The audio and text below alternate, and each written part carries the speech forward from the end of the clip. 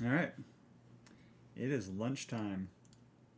I know today is Memorial Day, so anyone who's watching this recording prior to me editing this part out, happy Memorial Day. And I know a lot of people who aren't working today, so they don't do this sort of thing. On the other hand, some people say, I can't go to these things because I'm working that day. I try to say at lunchtime, you should try to make time away from your work schedule at lunchtime to do something else, some sort of relaxation or growth or something. I find these things relaxing myself, so that's why I'm here doing these things. Uh, but uh, but yeah, this is technically a holiday. I'm programming today. I'm doing a lot of the stuff until grilling starts here in a couple hours. So I guess I can just get started on the content and I just want to say Happy Memorial Day to anybody who sees this. So, hey Guildies, Fletch here. Today we're going to talk about the HTTP client and basically how to inject it and how to test it. A couple of the other issues with HTTP client, which you can probably see in a lot of other videos. So I'll touch on those things, but I'm not going to try to repeat all the things that you'll see in other videos. So let's just start with this. Assuming that this is not code that you own, this is code that you've downloaded from someone else. This is a NuGet package. So some NuGet package, this is in othersystem.sdk. This is some NuGet package that you download from somewhere. And this NuGet package requires you to pass it in an HTTP client. Or a client factory, but I'm not going to get into that too much. But they require an HTTP client because their SDK, it's just a code wrapper that does a little bit of, hopefully not much logic, but some data translation, and it wraps what they need in their headers and in whatever their configuration is to call their API.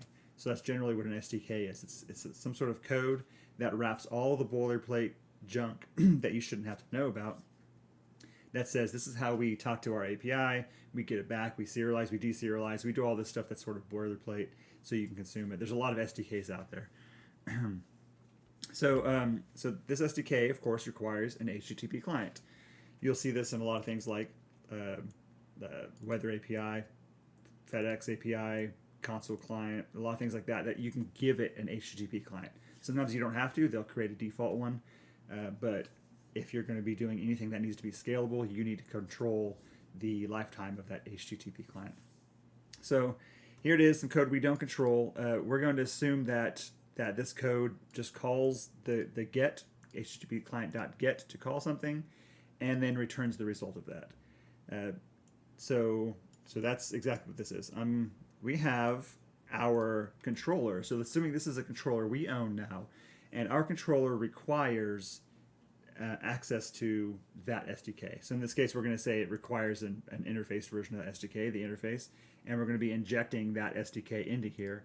And we're just going to be using that SDK. We're going to say get value with the days in there. So in order to do dependency injection on this, we essentially need to, let me go back up here. That's right. We could do something like this. Whenever somebody asks for an iValue SDK, we're going to create a new HTTP client. Actually, we could do something like this. New HTTP client. And I like that it was giving me the base address. Nice. So we can say create new HTTP client. And every time that we come through here, since it's transient, every time that there's a new request scope, somebody else has requested something to this, they're going to be receiving a brand new HTTP client. This HTTP client is going to have all the default configuration that's inside of it. We're just telling it that the base address we're going to go to is whatever that third-party base address is. So that might be www.fedex.com, or it might be some sort of dynamic API that we set up where the URL or the port changes daily or every couple days or something like that. So we're assigning the base address to that HTTP client, and then we just return back that SDK. So if anyone ever wants an iValue SDK, they can do that. They can say, create the client and return back this value SDK. It's the same thing that I'm doing right here. So this mock handler.getTest client is just creating an HTTP client and assigning a base address, but it's a mock one. So this is a mocked out one, and I'm going to show you exactly what the mock handler does when I get into the testing. Okay, so let's go ahead and run this.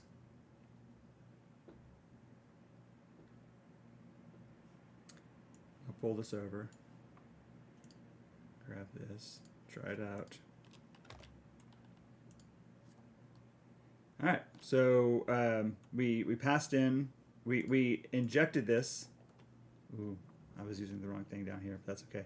But it shows that it works. So our API works. We're getting some data back for some sort of an API. So our configuration is set up such that it works. What I'm doing right now, yeah, I'll get into what I'm doing right now. Let's just push the I believe button and say that it works. So this mocked handler here got .getTestClient returns an HTTP client. And the reason why we want to be able to get a mocked HTTP client is so that we can test. Let's take a step back and pretend like we do own this code. I mean, technically we own the code, it's right here. But let's say that we're the people who are creating this SDK, and in this SDK we're doing some sort of functional programming in here. So we have not just consuming that HTTP client, but we're creating some sort of calculated fields, or we're doing some sort of an algorithm or a sorting algorithm or something on the list. We're doing some things in here that are typically unit testable, but it's too complex to pull that stuff out because, as we all know, inside of like legacy code, there's going to be things like HTTP clients in a 200-line long method, and they're going to be all intermingled throughout there. And being able to pull out the functional pieces of that in legacy code is probably not within the scope of what you're tasked to be doing at the moment. But in order to create tests in legacy code specifically, you want to be able to mock out that HTTP client. So long story short, you can't mock out HTTP client. I'm going to tell you how to work around that. But if you require an HTTP client inside of your code, then as you can see, HTTP client does not have an interface that you can make a dependency on. So you can't say, well, instead let's take a dependency on an interface and we'll just mock out that interface. Even this base class doesn't have an interface other than disposable. So the way that we want to do this is, where's the unit test?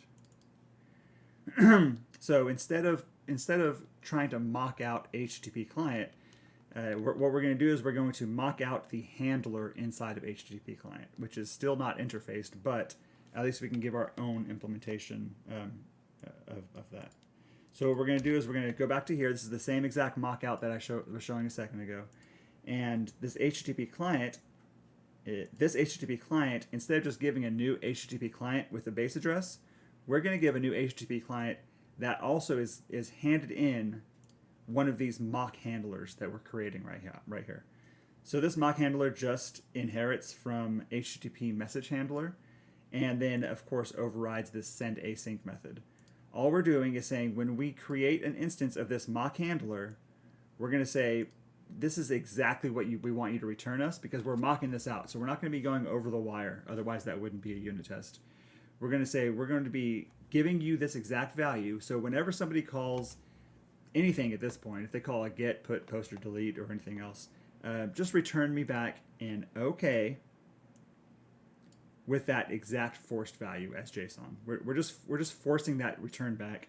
And so this message handler is what happens toward the end of all the HTTP client stuff. So after all the HTTP client, mainly what it does is it's handling like how to parse URIs and things related to just setting up the call to go out. The HTTP client itself doesn't make the call going out. The HTTP client uses the HTTP message handler that it has internally in order to handle sending out that stuff over the wire. So we're saying use our handler instead of what you have internally, and instead of us sending it over the wire, we're just going to return back exactly this forced value right here. Of course, in here you could also say base.sendace. You could call the base version, so you can maybe use this also in some of your code where you're saying, before we send this out over the wire, we want to do some checks, we want to do something really weird that we require for our code, and then use the base.sendasync. But we're not doing that. We're not sending this over the wire. Instead, we're just going to say return back exactly the thing that we told you to send in, that we sent you in the beginning. So now that we have our handler, our mock handler, we then instantiate the HTTP client with our mocked handler that says, instead of going over the wire, just give me back what I gave you. A basic address is required because even before it gets there, even before it gets to the handler, it's doing all those things, like I said, where it's parsing apart those base addresses and figuring out route parameters and doing all kinds of weird parsing. So it requires something there so it doesn't throw an exception. So we're going to return that HTTP client to our tests. So here we have now our HTTP client that is that has the mocked out handler. And so if we send that into our value SDK, anytime we call get value, this is just the method inside of our value SDK. I could have named it anything. It's going to be using the HTTP client, and this HTTP client is not going to send over the wire. It's going to use this special handler. So let's go ahead and, for example, run this. And so what we're saying is we're sending in this exact value that we're expecting. It says windy and cold, and we're expecting that assert.equal that we're getting one value back that has that summary inside of it. So of course these tests pass. So no, you can't mock out HTTP client, but you can create a new implementation that inherits from the handler, the HTTP message handler, and you can pass that mocked implementation into whatever you instantiate for an HTTP client. Okay, so that's great for testing. So you want to be able to inject this for testing. And I'm going to say this again, you shouldn't be having code where you have to do this if you're writing new code. This is for legacy code. And I'm going to say this one more time for this. If you have this type of pattern, even in legacy code where you're only using this dependency at the top and then you're doing functional stuff in here, you should be able to, can I do this? Yeah, there's no code there. You should be able to refactor method and just pull out whatever the stuff is in the middle into a functional core and then write your unit tests against that. That way you can test against the functional core and not have to worry about dependencies on things like HTTP client. But in legacy code, we all know 200-line methods, 400-line methods, even 30-line methods. You've got if you've got HTTP client calls all mixed in with your logic, and it's not so easy just to say, just grab the functional part, put it inside of a functional core. Then a lot of times you don't have the scope or the bandwidth to have the time to pull all that stuff apart, to separate the functional core from the imperative shell. So in those cases, go ahead and use this type of methodology in order to mock out the handler of the HTTP client, and that's what you can inject inside of here. That way you can test it. So that's one problem that we have with HTTP client, is that it's not easily testable. At least it's not obvious how to test it, but now you know how to do that.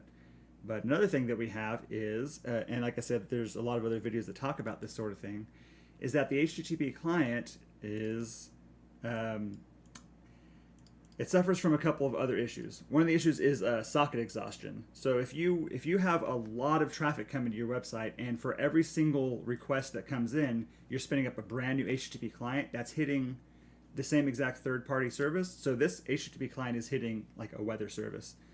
And if I'm creating thousands of new HTTP clients every minute or every second or even every hour, if I'm creating thousands of HTTP clients, you're going to run out of sockets. Essentially running out of ports, not exactly the same, but you're running out of sockets that are trying to hit that endpoint. But if you're hitting the same exact endpoint with this HTTP client, you don't have to open a brand new port every single time. You can use one port and it can connect to this endpoint across all of your code. So you have thousands of requests. They're all hitting the endpoint, possibly with different variables or different bodies, but they're hitting that, and they can all use the same port. So they'll use the same port. They'll just send and receive a lot of traffic really fast.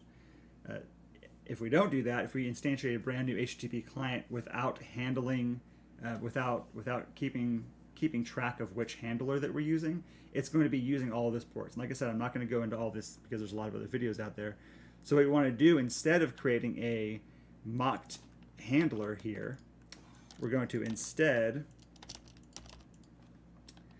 say if I want an iValue SDK, we're going to create one of those SDKs with this client. And this client is going to be calling a factory that creates these clients for us. And it's going to say, create a client that I specify right here. So create a specific client for my value SDK. And this could literally say anything you want. This is just going to be a key. And there's other ways to do this. I like this key version, but I'm not going to get too deep into this. So I'm going to say create this HTTP client. Now what this is going to do is every time a new request comes through here, it's going to create a new HTTP client. But that's not what the problem is. Like I said before, the HTTP client really doesn't do anything. But once it gets to the very end of the process, it ends up using that HTTP handler, the message handler, to do the thing where it sends it over the wire, and that's when it's going to be choosing which socket to use. So that that HTTP client that you create right here, if you're using this factory style of doing things, then it's going to actually create that HTTP client, and it's going to keep track of that same HTTP message handler that it had from the beginning. So I'll show you up here. If I say builder.services.add HTTP client, and I say, let's add one with this name, and that's why this ends up matching up, because I'm using the same exact key here. So I'm going to say create an HTTP client factory, essentially, and whenever we say please give me another client, run through this. So here you can configure your HTTP client however you need to do it, which is like get that dynamic URI. But this is going to say create me the factory and allow me to configure the HTTP client. But this factory that gives you back this client is going to keep track of the HTTP message handler, and it's going to be reusing that HTTP message handler every single time. More specifically, new client equals new HTTP client. It's going to be doing something like this.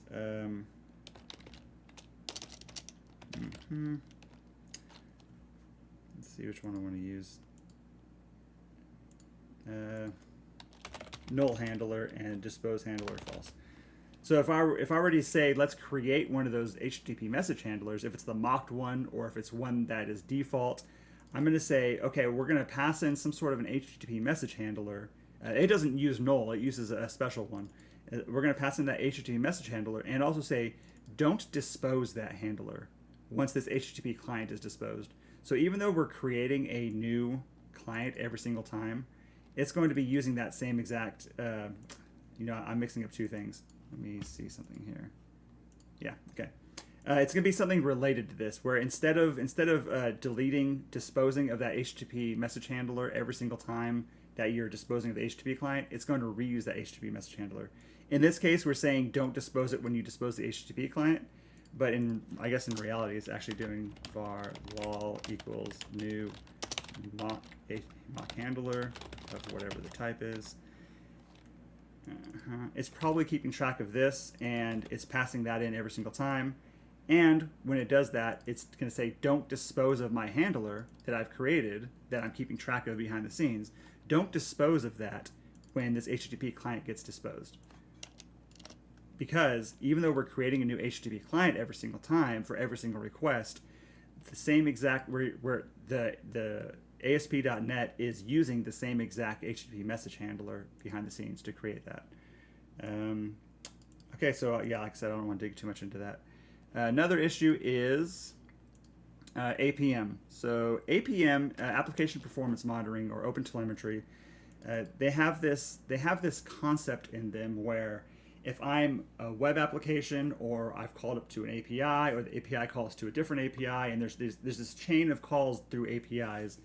If an issue happens toward the end of the chain, that's going to propagate back, and then the second to last one's going to say, oh, there was an issue, I've got an issue, throw an exception, that's going to propagate back. The first API is going to say, oh, there was an exception. So it's going to be 3 different logs. But how do we correlate that those happened during the same exact request? And the way that you do that is with a correlation ID. So if we were to do this manually, which we're not really going to, but if we were going to do this manually, then the perfect place to put that would be right here.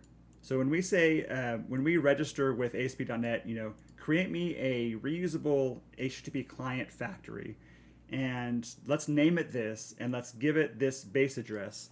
We could also say var correlation ID equals request HTTP context dot current.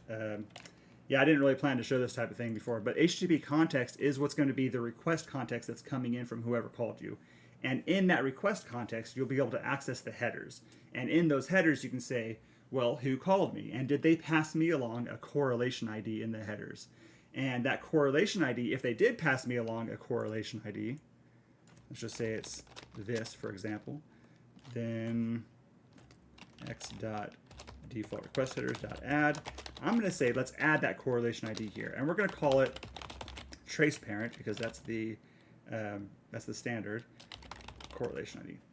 So right here in this point, we're within the request context, the request scope of a call that's coming in.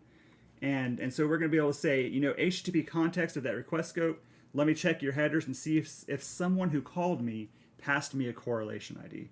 And if they did, you know, if this is not string.empty, we would put here, then let's add that correlation ID into our HTTP client. Because when we end up calling something else, we want to pass that correlation ID along to them. Now, luckily for us, this happens automatically with ASP.NET. You know, I did a lot of research trying to figure out how to make this not happen, or in which situations this doesn't happen. And you have to be doing some crazy stuff in order to get this not to happen. I even, in some of my test code, created a brand new thread, not on the main thread, and it still understood that we were within the static context of this request scope, and it ended up passing this along. So let me just show you how that looks a little bit.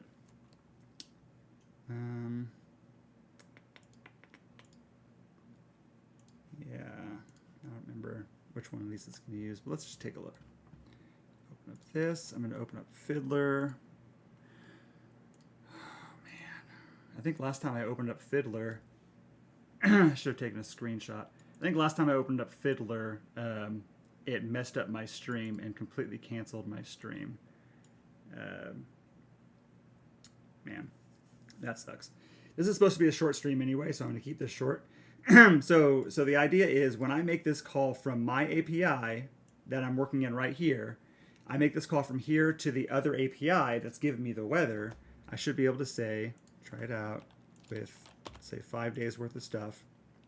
We get 5 days worth of stuff, and this came from that API. This is not using the mocked out one. This came from the API. So I'm gonna say let's call that. If I were to try to intercept this somewhere along that HTTP message handler, I would actually, yeah, it's still live. I don't know. You know, I'll try it at the end. When I think it's the end, I'll try it and I'll show you guys here in a second. But I'll explain it to you first before I get disconnected, if that's the case. So whenever I make this call, if I were to intercept this using that HTTP message handler that I showed you guys a second ago, and if you weren't here, I'll just show it again. So I've got this intercepting message handler for my HTTP client. If I were to put a breakpoint here, and I'm not using the mocked out one, I'm using the live one, but if I were using the mocked out one, and I checked the headers here inside of the request, so request.headers, for example, I'm in the middle of a run, so I'm not going to be able to do that.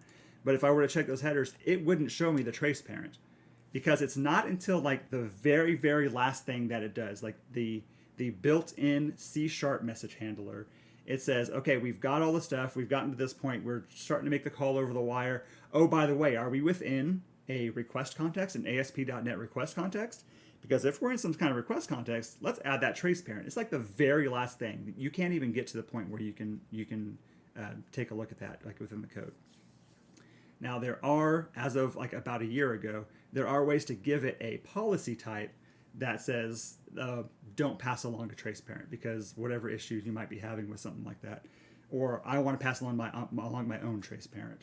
So there are ways to do that handled manually as of like a year ago, but getting really deep down into that, it's not until the very last second that it does that. Now I'm going to go ahead and do this again and see if I can open up Fiddler.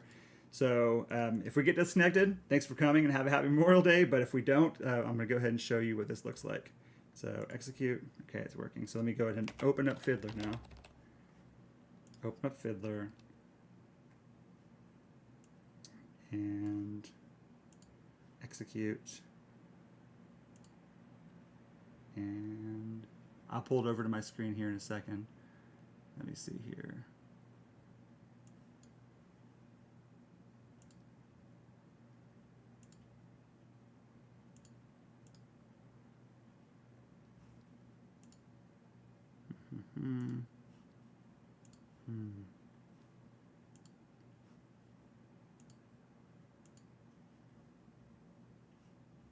Okay, I see what's happening. Hopefully I'm still on the stream. You guys let me know if I'm still on the stream. But let me check this out. stop for a second.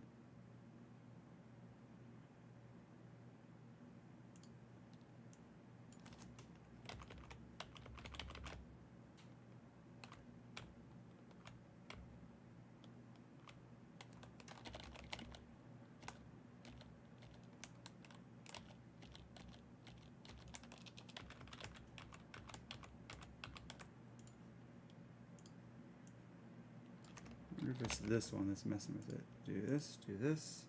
Oh, nice. Thank you, derelict signal. Do this, do this, this. Okay. Okay, so if I bring over my fiddler, and I show you there's nothing here, and I say execute. So what this did, before I show you the fiddler, is it executed a request to my API here. And my API builds up this HTTP client, which is not using the mocked one, and it sends it over to the weather API. So you're going to see 2 requests in here, plus a tunnel. Oh, no, no tunnel. Okay, so here's the call to this web API using Swagger here, and it's just the regular call. And then there's the call to the second API, trace parent. So if you ever wondered what that was, if you happen to be one of those people who just mess around with headers all the time, just like there's just a random trace parent here. Whether or not you have APM packages installed or anything like that, it's just built into the way that HTTP client's default request message handler works. Is that if you're within an ASP.NET request, it will grab that request trace parent from whoever passed along from the beginning, and it will put it into every single HTTP call, HTTP client creation that you do moving out forward. So yeah, that's a couple of issues. One of them is testability with HTTP client. Another one is the ability to maintain your ports, your socket, so that you don't have socket exhaustion, which also has to do with DNS TTL. And again, I'm not going to go into that because there's so many cool videos out there about that. And then the third one is APM, making sure that you have that trace parent passed along, which should be something you understand, but as it turns out, is not something that you need to deal with personally. So, yep, short video stream. Get out of here by 12 o'clock. And thanks for the 4 or 5 people who came and went. And thanks, Derelict Signal, for jumping on here. I appreciate you giving me the feedback that things were working. And you guys have a great 3-day weekend.